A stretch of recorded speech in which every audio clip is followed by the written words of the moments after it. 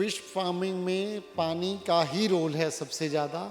वो ऐसे क्योंकि जैसे आप बता रहे थे आप भी, पानी जल की रानी है, मछली जल की रानी है। तो उस हिसाब से पानी अगर हमारा ठीक होगा, क्वालिटी ठीक होगी, तो हमारी फ़िश की जो ग्रोथ है वो अच्छी होगी।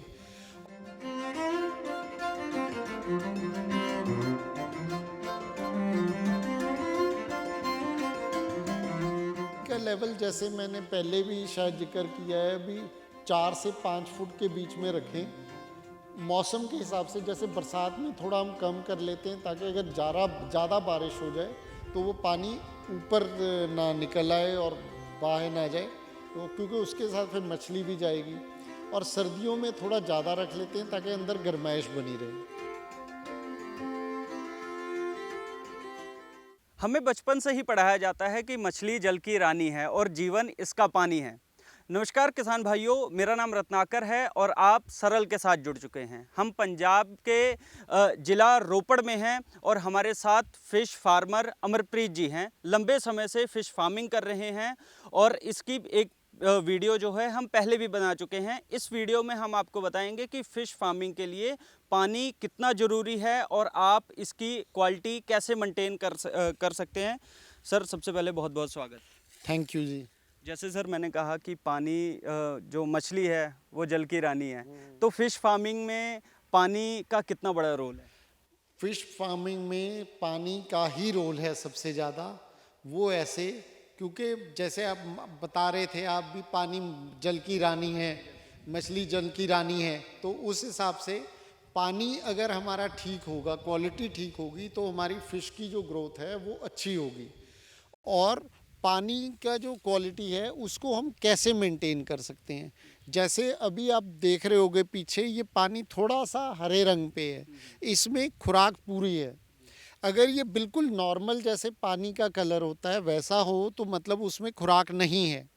तो अगर पानी में खुराक है तो मछली इसमें से अपने आप अपनी फीड ले रही है। ठीक है। दूसरी बात, अगर ये ज़्यादा गहरा हरे रंग का हो जाए या काला हो जाए जिसे हम कहते हैं, तो उसका मतलब है ऑर्गेनिक मैटर ज़्यादा हो गया, वो मछली के लिए खतरनाक है। इसलिए क्योंकि ऑक्सीजन बनना उसमें कम हो जाता है या बिल्कुल ही नहीं बनता। उससे जो मछली है वो फिर मरने लग जाती है, ऊपर आने लग जाती है। तो वो सबसे बड़ी दिक्कत है। उसको ठीक करने के लिए 2-3 तरीके हैं। एक तो आप लाल दवाई डाल सकते हैं जिसे हम पोटेशियम परमैंगनेट कहते हैं। उसके आपको देखना होता है भी आपका तालाब कितना बड़ा है, उस हिसाब से डलती है। दूसरा, चूना आप डाल सकते हैं।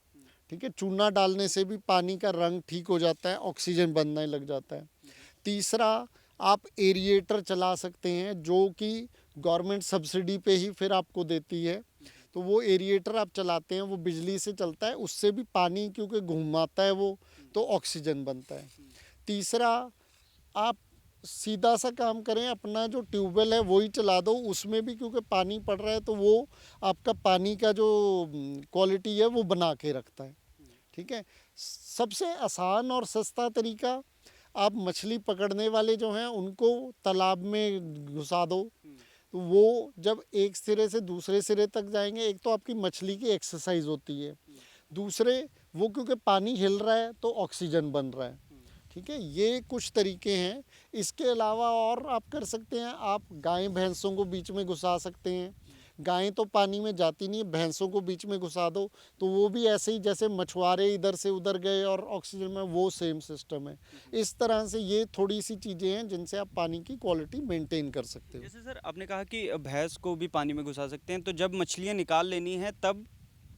ऐसा है, जब हमने मछली तो हमारे तालाब में पहले साल में होगा भी, जब हमने डाली तो उसके बाद मछली कभी ख़त्म नहीं होगी, थोड़ी बहुत तो रहती है हर साल, क्योंकि हम नया बच्चा डालते रहते हैं।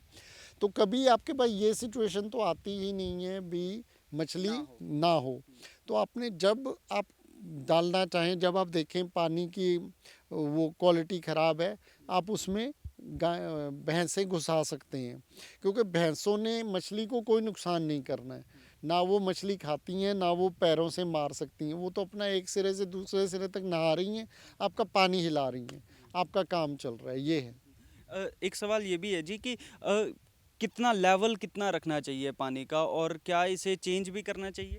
नहीं, पानी और कोई इसमें ज़्यादा देखने वाली बात नहीं होती। गुरप्रीत जी, जैसे आपने बताया कि इसमें काफ़ी गुण जो हैं वो ऐड हो जाते हैं, तो जब हमें लगा कि पानी अब थोड़ा-सा इसे निकालना चाहिए, तो जब हम वो पानी निकालेंगे तो क्या जो हमारी फसलों हैं हम उसमें डाल सकते हैं पानी? जो पानी है वो आप अपनी फसलों में, या आपके पास और ज़मीन नहीं तो अपने पड़ोसियों से बात करके उनकी फसलों में, उन्होंने भी पानी देना होता है फसल में, तो आप वो पानी इस्तेमाल कर सकते हैं। मेरे जो तालाब हैं सारे पाइप के माध्यम से मेरी जो खेती योग्य ज़मीन है उससे जुड़े हुए हैं, तो मैं ऐसे ही अपना पानी निकालता हूँ, क्योंकि उससे मुझे दो फ़ायदे हैं। एक तो मेरा तालाब का पानी बदल होता रहता है, उसमें ऑर्गेनिक मैटर ज़्यादा नहीं बनता है। दूसरा ये कि जो मेरी फसल है उसको वो पानी मिल रहा है जिसमें सारे खुराकी तत्व हैं, तो उससे वो मेरी जो फसल है, आजकल ऑर्गेनिक का हम ज़माना कहते हैं, वो ऑर्गेनिक बन रही है। चाहे वो मैंने सर्टिफाई नहीं करवाई हुई फसल, पर मुझे पता है अभी अपने घर खाने के लिए तो मेरे को वो ऑर्गेनिक फसल मिल रही है। और तीसरे, जो आप पीछे देख रहे होंगे पॉपुलर लगे हुए हैं, या इन बांधों पे मैं और सब्जियां भी लगाता हूं घर खाने के लिए, या अभी मैंने फ्लोरिकल्चर भी शुरू किया है एक्सपेरिमेंटल बेसिस पे, वो भी, उस पे भी मैं पानी ये तालाब वाला ही डालता हूं, तो उनकी जो ग्रोथ है वो ज़्यादा होती है नॉर्मल से। ये सब चीज़ें। जी। अमरप्रीत जी, ये बताइए कि कैसे पता लगेगा, क्योंकि जो नया है उन्हें कई बार ये दिक्कतें आती हैं कि हमें पता कैसे लगेगा कि पानी में अब जो है वो जो इनके ज़रूरी पदार्थ हैं वो डालने पड़ेंगे, जैसे आपने पोटाशियम का भी जिक्र किया, तो ये पता कैसे लगेगा और कितने समय बाद में पता? ऐसे हैं, मैंने तभी शुरू में जिक्र किया भी जिसने भी ये काम शुरू करना है पहले वो प्रॉपर ट्रेनिंग लेके करे। ट्रेनिंग 5-6 दिन की होती है, 1-2 घंटे रोज़ के हमने लगाने हैं, इसलिए कोई ज़्यादा दिक्कत वाला काम नहीं है। और सरकार पंजाब में तो फ्री करवाती है, और जगह भी ऐसा ही होगा। तो उसमें अगर हम ट्रेनिंग लेके करेंगे तो हमें सब ये पता होगा भी किस किस तरह की दिक्कतें आती हैं और किस किस तरह से हम उनसे निजात पा सकते हैं। तो जब भी हमें वैसी कोई दिक्कत आएगी तो हम उस तरह से, जैसे हमें पहले ट्रेनिंग में बताया गया है, हम समझ सकते हैं। या अगर हमें बाई चांस नहीं दिमाग में आ रहा, तो जहाँ से हमने ट्रेनिंग ली है उनके फ़ोन नंबर हमारे पास होते हैं, हम उनको फ़ोन करके पूछ सकते हैं, वो हमें गाइड करते हैं भी इस टाइम पे आप ये कर सकते हो, ऐसे कर लो तो आपका काम ठीक हो जाएगा। बहुत बहुत धन्यवाद अमरप्रीत जी। तो अमरप्रीत जी हमारे साथ जुड़े हुए थे, लंबे समय से जो है वो फ़िश फार्मिंग कर रहे हैं और मोटा मुनाफा जो है वो कमा रहे हैं। और पानी, इस वीडियो में हमने आपको बताने की कोशिश की है कि पानी की जो क्वालिटी है वो कैसे मेंटेन आप रखेंगे।